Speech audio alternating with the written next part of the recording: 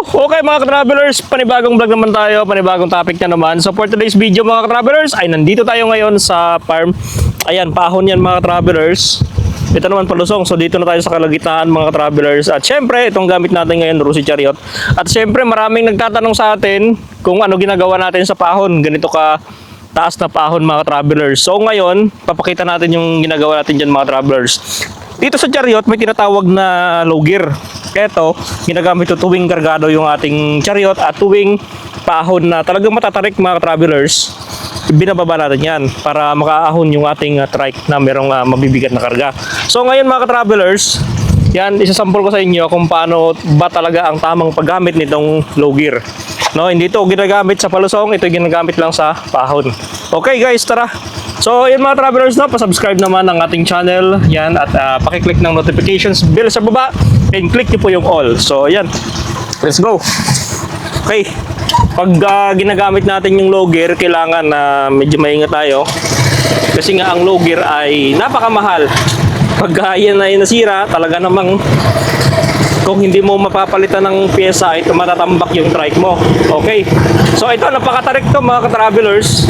So yung motor nga nahihirapan dito gawa ng yung bato kasi talaga namang mataas at lumulutang. So ito, gagamitin natin ang ating low gear, no? So tuwing akit tayo dito, stop muna tayo sa portion na kung saan ay medyo patag pa. Then baba natin yung low gear. Make sure nya naka-neutral kayo. Then baba natin yung low gear. Yan. Pag nababa natin yung low gear, tsaka na tayo magkambyo ng primera. Yan. At kung mataas yung RPM ng primera, pwede natin lilipat sa segunda. Yan.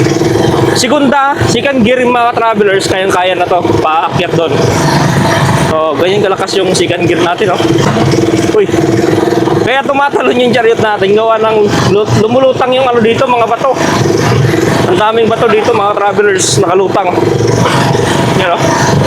Pero kayang-kaya ng chariot, kahit gaano may katarik. Basta binababa mo lang yung low gear, kahit kargado pa kayo, kayang-kaya lang yung mga travelers. Napaka-basic. O yan, no? Yun. Napaka-basic lang kay chariot.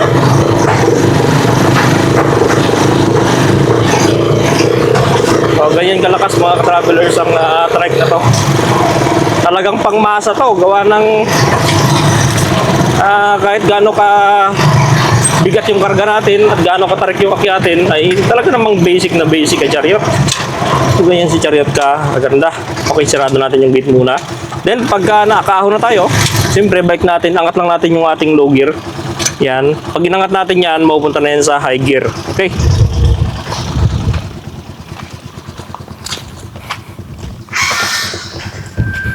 So nauna na tayo mga ka-travelers para hindi tayo abutin ng gabi kasi yung ilaw natin, wala tayong low gear. Low gear, high low. Okay, so naka-high speed na tayo. Actually kaya yun pagka kahit hindi natin baba yung low gear natin. Pero alang-alang sa mga baguhan nating mga subscribers na hindi pa nakakaalam ng tamang paggamit nitong low gear, at least malalaman na nila yung tamang paggamit nitong low gear.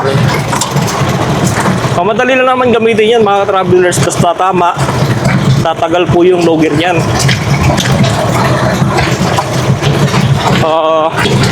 Dalawang at tatlong klase po yung tatlong klase yung chariot. Merong passenger type, merong cargo type, at merong close van yung itsura niya. So yung close van yung itsura niya, modified. Modified siya na pang talaga siya, pang rolling store, pangkargahan. Yun yung naka-design sa close van type.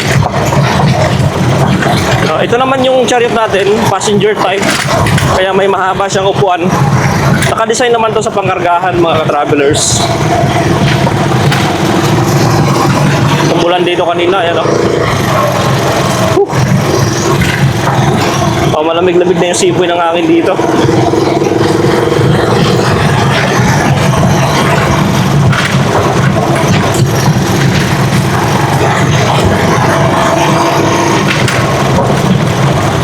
Marami marami rin palang nagtatanong sa atin mga travelers kung bakit daw napakatuloy ng chariot natin sa highway, no? So sagot ko po diyan, kaya po naging matulin yan sa highway gawa ng pinalitan ko na po yan ng clutch housing. Yan. Ano ang tawag na ito? Basta may pinalitan ako para mag high speed siya, para bumilis dito sa makina. So yun yung pinapapalitan ko dati. Pero pagdating sa pahon, wag natin nasahan na talagang siya yung kayang-kaya kahit mabigat yung dala mo. So syempre, naka-design na sa high speed kaya pang patag na talaga siya, pang patag.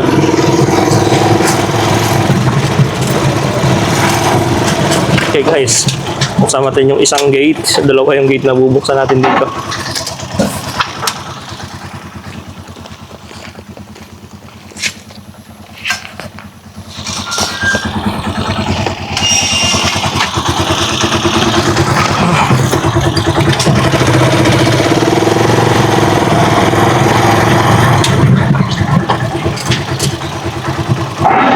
Close ko muna.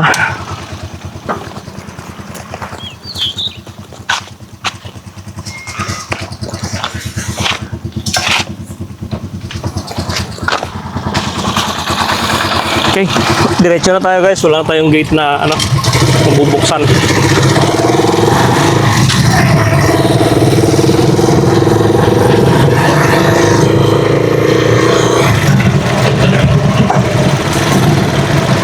Salamat sa dakilang lumikha at umulan na naman dito guys, no?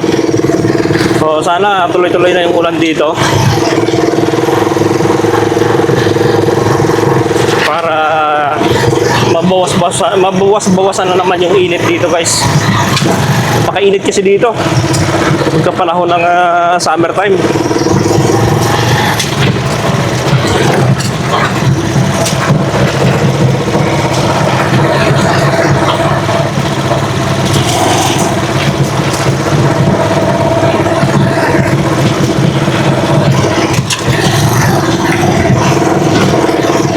Papunta tayo ngayon mga ka-travelers sa Tuguegarao. Yan. Yan yung biyahe natin ngayon. Meron tayong bibilin dun sa Tuguegarao. So, estimated time na biyahe natin dun, mga 1 oras pagka nakachariot tayo. 1 hour. So, nagkukonsumo rin tayo ng 2 litro papunta doon. Pero pag pabalik, medyo makakatipid tayo gawa ng puro pa lusong na.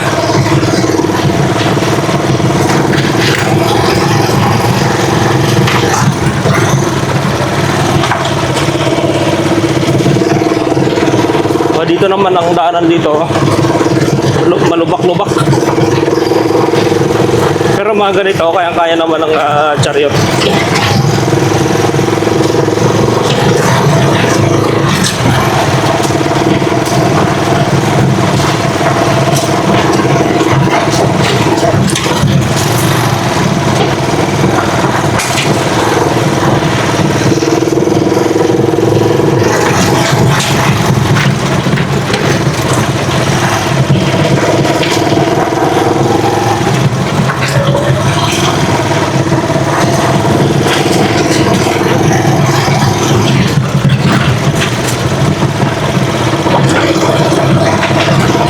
Talagang nakaimbak din ng tubig yung ulan kanina mga ka-travelers.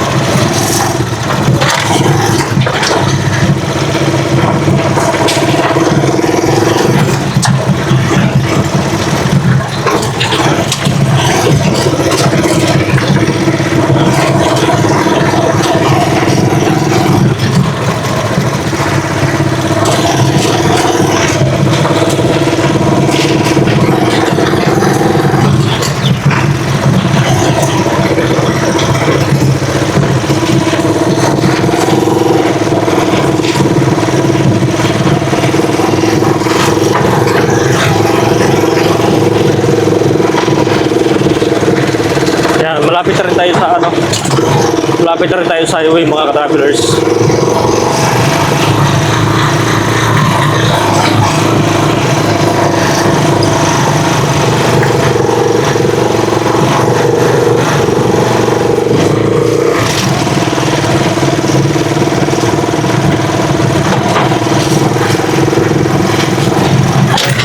So, tumatalon yung harapan ng chariot.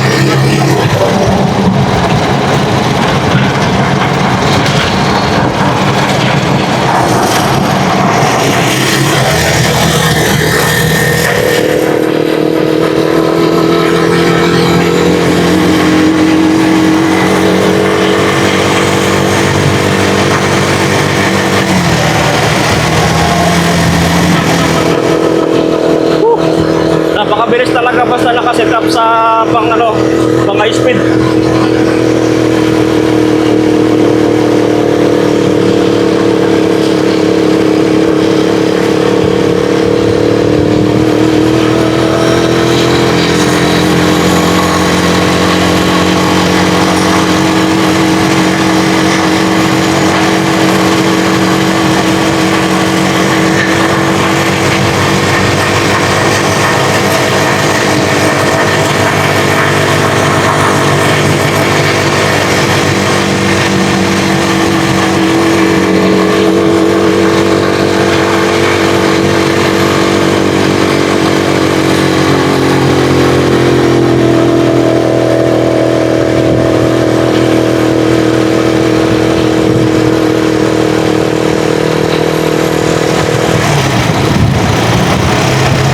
Nandito na tayo sa mga kamaisan, mga ka-travelers.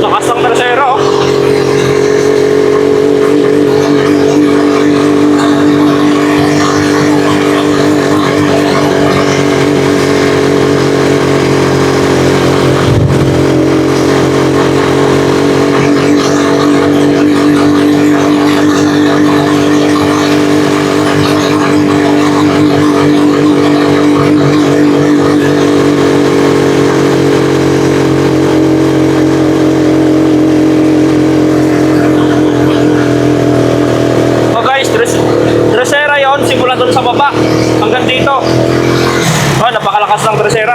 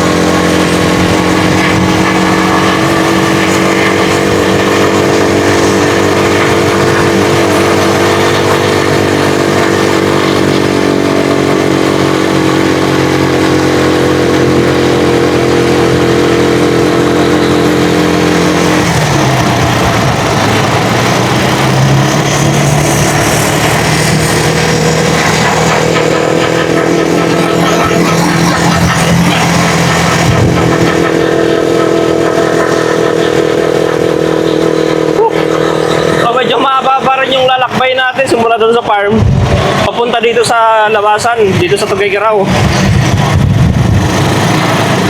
So estimate ko mga nasa 15 minutes mahigit, kasi mga paliko-liko to, zigzag road, kaya medyo matagal ang biyahe mga ka-travelers.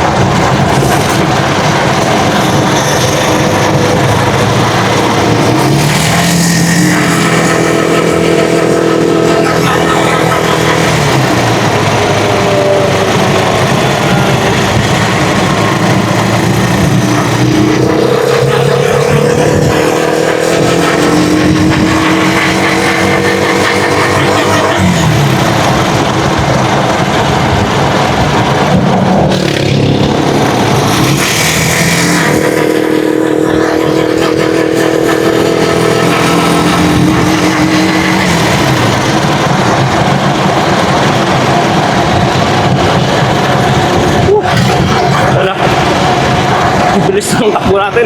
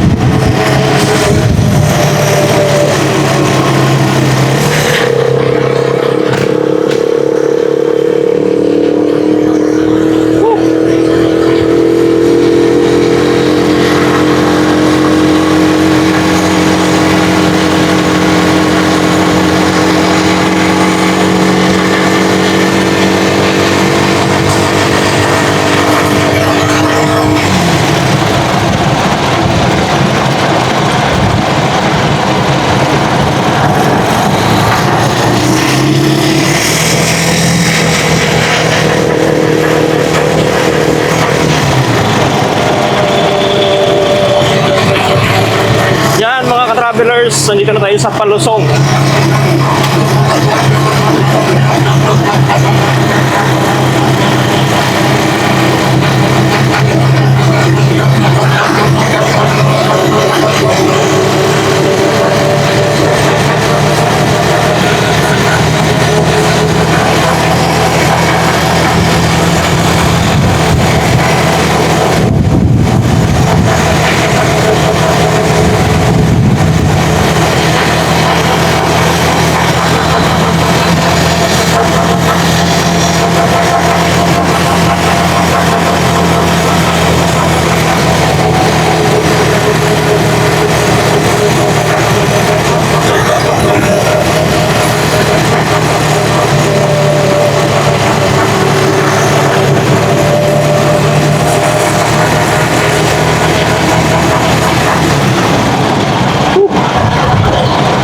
Napakabilis na.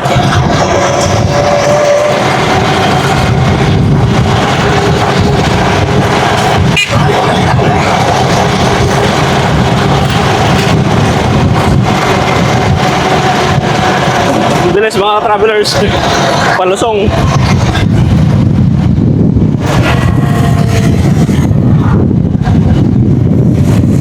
Lakas ng pressure ng hangin.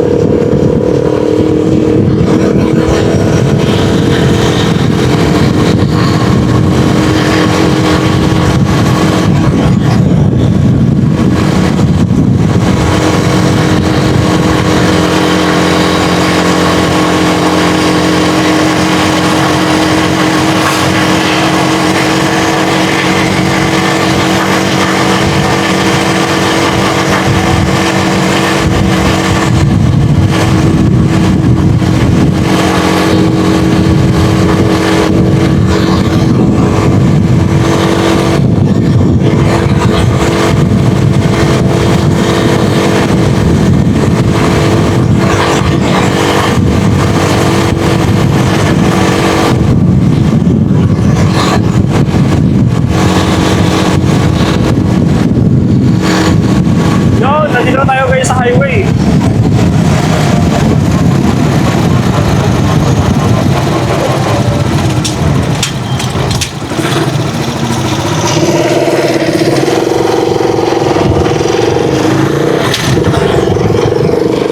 Okay, hanggang dito na lang guys yung ating vlog. Nandito na tayo ngayon sa highway.